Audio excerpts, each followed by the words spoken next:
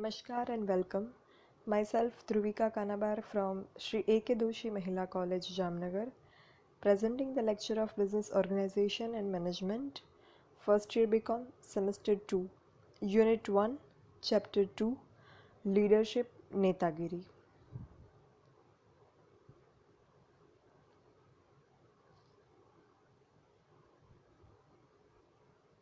આગળના સેશનમાં આપણે રિક્વાયર્ડ ક્વોલિટીઝ ઓફ લીડર નેતાગીરી માટેના જરૂરી ગુણોની વાત કરી. હવે આ સેશનમાં આપણે જે ટોપિક ડિસ્કસ કરવાના છીએ એનું ટાઇટલ છે લીકર્ટ્સ સિસ્ટમ ઓફ મેનેજમેન્ટ, લીકર્ટની સંચાલકીય શૈલીઓ. જે કોઈ શૈલીઓ કે પદ્ધતિઓ કોઈ પણ ટોપિકની જે બનતી હોય એ કઈ રીતે બનતી હોય, તો મોસ્ટલી એક તો આપણે ફોરેન કન્ટ્રીઝમાંથી એ જે છે અડોપ્ટ કરીએ છીએ. ત્યાં કઈ રીતે બનતી હોય, તો ફોરેન કન્ટ્રીઝમાં અમુક પ્રકારના સર્વેસ થતા હોય, રિસર્ચસ થતા હોય, અને આ રિસર્ચ સ્ટડી જે થાય એના પરથી પછી અમુક મેથડ્સ છે ને એસ્ટાબ્લિશ કરવામાં આવતી હોય છે.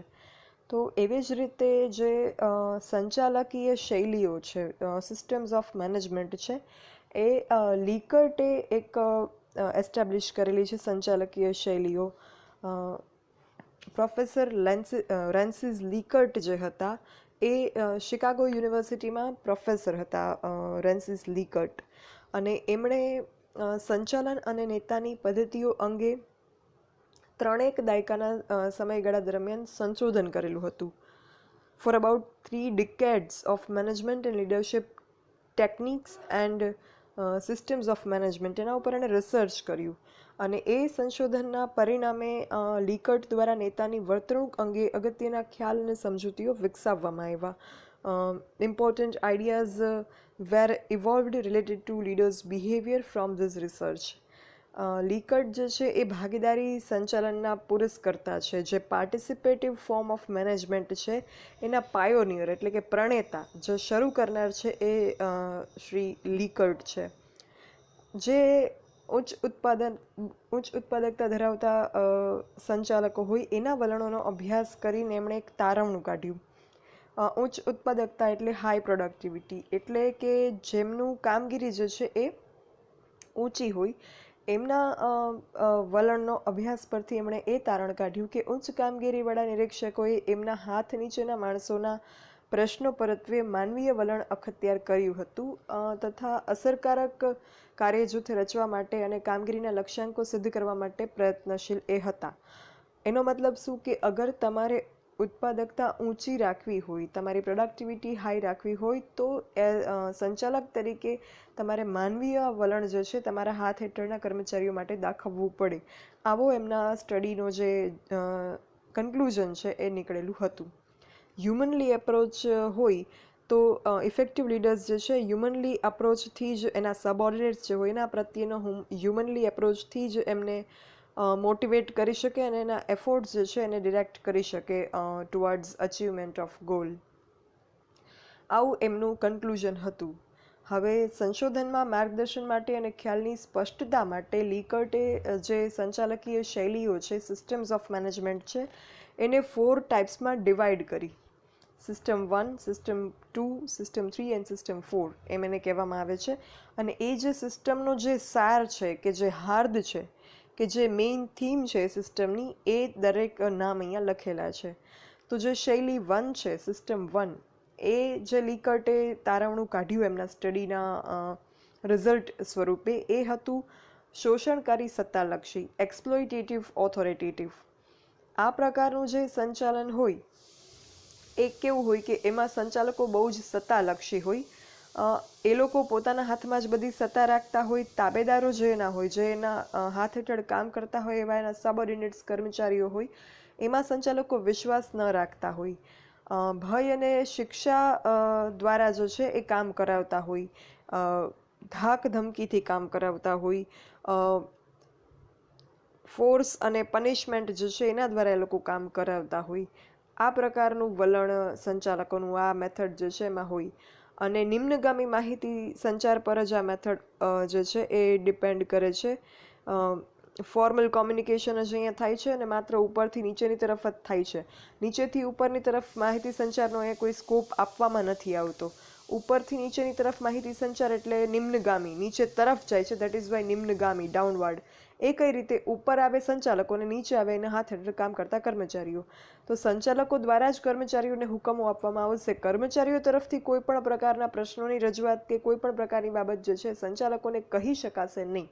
એટલી એમને ત્યાં છૂટ મળતી નથી. એટલે નિમ્નગામી માહિતી સંચાર ઉપર જ આ મેથડ જે છે એ આધાર રાખે છે. અને નિર્ણયકરણની પ્રક્રિયાનું કામ જે છે એ પણ સંચાલકો પોતાના પૂરતું જ મર્યાદિત રાખે છે. નિર્ણયકરણમાં પણ તાબેદારોનો કોઈ ફાળો રહેતો નથી, કન્ટ્રીબ્યુટ નથી કરતા એ લોકો ડિસિઝન મેકિંગ પ્રોસેસમાં પણ.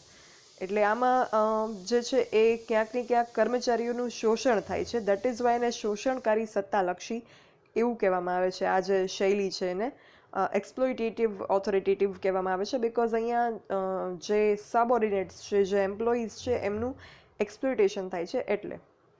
પછી સિસ્ટમ 2, શૈલી 2, દયાળુ સત્તાલક્ષી, બેનેવોલેન્ટ ઓથોરિટેટિવ. અહીંયા જે છે એ સંચાલકો સત્તાલક્ષી છે જ પહેલી મેથડની જેમ, બટ એ માયાળુ અભિગમ રાખે છે. પહેલામાં જે શોષણકારી વલણ હતું એવું નથી રાખતા એ લોકો. હ્યુમનલી અપ્રોચ જે છે એ થોડો એ રાખે છે. એમનામાં થોડોક વિશ્વાસ મૂકે છે અને એમને જે છે પ્રેરણા આપે છે, એમના વિચારો જાણવાનો પ્રયાસ કરે છે અને નિર્ણય પ્રક્રિયામાં પણ ભાગ થોડા ઘણા અંશે લેવા દે છે. છતાં પણ જે ફાઇનલ ઓથોરિટી હોય, સત્તા હોય, એમની જ પાસે હોય છે. પણ સબઓર્ડિનેટ્સ કંઈ જ નથી કે એમનો કોઈ અવાજ નથી એવું અહીંયા નથી. એમનો એપ્રોચ જે છે સંચાલકોનો એ થોડો લિબરલ હોય છે કમ્પેર ટુ ફર્સ્ટ મેથડ. એટલે એ છે દયાળુ સત્તાલક્ષી, બેનેવોલેન્ટ ઓથોરિટેટિવ. પછી થર્ડ મેથડ છે શૈલી 3, મસલતી. System 3, consultative leadership. અહીંયા જે મસલત કરવામાં આવે છે, મસલત એટલે ડિસ્કશન, ચર્ચા વિચારણા. અહીંયા સંચાલકોને પોતાના તાબેદાર જે છે, સબઓર્ડિનેટ્સ છે, એમાં વિશ્વાસ હોય છે પૂરેપૂરો. અને નહીં, પૂરેપૂરો નથી હોતો, વિશ્વાસ હોય છે પણ સંપૂર્ણપણે નહીં. એ તાબેદારોના જે વિચારો હોય, સૂચનો હોય, એનો રચનાત્મક ઉપયોગ કરે, સૂચનો મેળવે એમની પાસેથી, એની સાથે મસલત કરે, ડિસ્કશન કરે અને પ્રમાણમાં એની સામે એ જે એમને સ્થાન મળે છે ચર્ચા વિચારણામાં, એની સામે એમના પાસેથી બદલાની પણ અપેક્ષા રાખે. અને માહિતી સંચાર પણ બંને દિશામાં પ્રવાહ જે છે એ કરે છે, ઉપરથી નીચે તરફ અને નીચેથી ઉપર તરફ. Downward and upward both type of communication is Bing conducted here. એટલે અહીંયા જે તાબેદારો છે એમને પણ પોતાની વાત રજૂ કરવાનો અધિકાર છે. મુખ્ય નિર્ણયો જે છે એ ટોચ પર જઈને બાકીના નિર્ણયો નીચેની કક્ષાએ લઈ શકાય એટલી અહીંયા તાબેદારોને છૂટ આપવામાં આવે છે સંચાલકો દ્વારા. એટલે જે થર્ડ મેથડ છે એ સેકન્ડ મેથડ કરતાં પણ થોડીક વધારે લિબરલ છે. અને લાસ્ટ મેથડ છે જે સૌથી વધારે લિબરલ છે એ છે લિબરલ એટલે છૂટછાટવાળી. એ છે સિસ્ટમ 4, પાર્ટિસિપેટિવ સ્ટાઇલ, શૈલી 4, ભાગીદારીનું તત્વ. પેલી બે મેથડ, પેલી તો નહીં પણ જે બીજી ને ત્રીજી મેથડ છે એમાં શું હતું, થોડુંક મહત્વ અપાતું હતું જે તાબેદારો છે એને. અને અહીંયા તો તાબેદારોને એક ભાગીદાર તરીકે જ માનવામાં આવે છે, ભાગીદારીનું તત્વ આવે છે. પાર્ટિસિપેશન સ્ટાઇલ અહીંયા છે.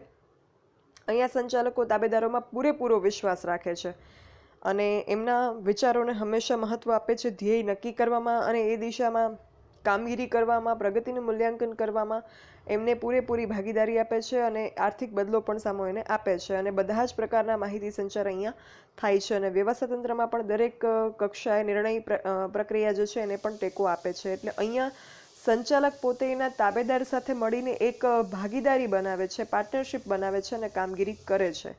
એટલે જે શૈલી 4 છે, શૈલી 3 કરતાં પણ વધારે છૂટછાટવાળી છે. તો આ રીતના જે શૈલી 1, 2, 3, 4 છે સિસ્ટમ, એ પહેલી જે છે એ સૌથી વધારે નેગેટિવ છે કે કન્ઝર્વેટિવ છે. 2 છે સેકન્ડ મેથડ, એ પહેલી કરતાં થોડી વધારે ફ્રીડમવાળી છે. થર્ડ છે એનાથી વધારે ફ્રીડમ અને ફોર્થ ટોટલ ફ્રીડમવાળી. આ રીતના આ મેથડ જે છે ને ડિવિઝન કરેલું છે એનું. અને લીકર્ટનું જે સંશોધન હતું, જે એમણે રિસર્ચ કર્યું, આપણે હમણાં વાત કરીએ મુજબ, એમાં એમણે જણાયું કે સંચાલકો જે છે એ પોતાની કામગીરીમાં જ્યારે શૈલી 4નો અભિગમ અપનાવતા હોય, when leaders or managers adopt system 4 of leadership, ત્યારે જે છે સૌથી વધારે એમને સફળતા મળતી હતી. એટલે મેથડ 4 જે છે સૌથી વધારે બેસ્ટ મેથડ છે એવું એમના રિસર્ચનું રિઝલ્ટ હતું. અને શૈલી 4 જે છે એ અભિગમ દ્વારા સંચાલિત કંપનીઓ અને વિભાગો છે એ ધ્યેય નક્કી કરવામાં અને ધ્યેયને સિદ્ધ કરવામાં સૌથી વધારે એફિશિયન્ટ પ્રૂવ થતા હતા. આ બધા એકમ ઉત્પાદકતા પણ એની વધારે હતી અને સંચાલનમાં અપનાવવામાં આવતા જે ભાગીદારીનું તત્વ છે શૈલી 4માં, એના લીધે જે એમના રિલેશન્સ હતા, ઇન્ટરપર્સનલ રિલેશન્સ વ્યવસ્થાતંત્રમાં, એ પણ વધારે બેટર બનતા હતા. આવું જે છે ઓબ્ઝર્વ કરેલું હતું શ્રી લીકર્ટે એમના સ્ટડી દરમિયાન.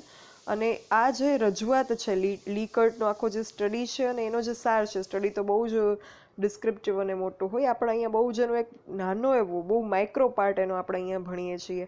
તો એમાંથી જે છે એનું એક કન્ક્લુડ એક વસ્તુ કરી શકાય કે સૌથી વધારે ઉત્પાદક અને આદર્શ નેતૃત્વ વર્તણૂક જે છે એ છે કે જે લોકશાહી હોય અને કર્મચારી લક્ષી હોય.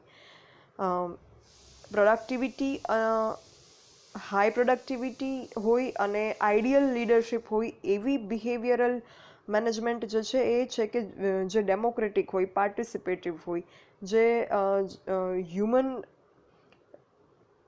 એલિમેન્ટને સૌથી વધારે ઇમ્પોર્ટન્સ આપતી હોય એવી હોય, એ બેસ્ટ લીડરશિપ છે. અને એવી લીડરશિપના અંડરમાં સૌથી વધારે પ્રોડક્ટિવિટી અટેન કરી શકાય, ઉત્પાદકતા મેળવી શકાય. ઉત્પાદકતા શબ્દ આપણે ઘણી બધી વખત બોલ્યા, એનું એક સિમ્પલ તમને અન્ડરસ્ટેન્ડિંગ આપું કે ઉત્પાદકતા એટલે શું.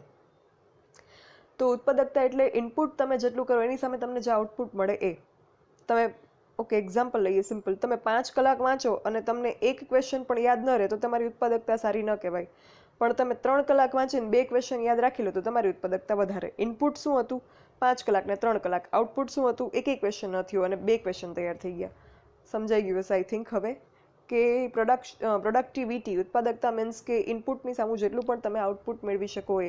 તો બેસ્ટ ટ્રાય એ કરવાની હોય. આપણે ઇનપુટ જે છે એ ન વધારી શકીએ in every circumstances, because input વધારવા માટે આપણે ખર્ચ થાય. બિઝનેસ યુનિટમાં ઇનપુટ વધારવું હોય તો આપણને ખર્ચ થાય. બિઝનેસ યુનિટના ઇનપુટમાં ઘણું બધું આવે. રો મટીરિયલ્સ આવે, મશીન્સ આવે, human power, man power, employees આવે, હ્યુમન રિસોર્સ આવે, ઘણું બધું આવે. તો એ આપણે ઇનપુટ્સ એવરી સિનારીઓમાં નથી વધારી શકતા. બટ જે ઇનપુટ આપણી પાસે છે એમાંથી આપણે best optimum utilisation of resources કરીને, જે ઇકોનોમિક્સમાં આપણે ભણીએ છીએ, સાધનોનો ઇષ્ટતમ ઉપયોગ સાધનનો કરીને ઓપ્ટિમમ યુટિલાઇઝેશન ઓફ રિસોર્સિસ કરીને આપણે આઉટપુટ વધારી શકીએ. ઇનપુટ એટલાના એટલા રહે તો પણ.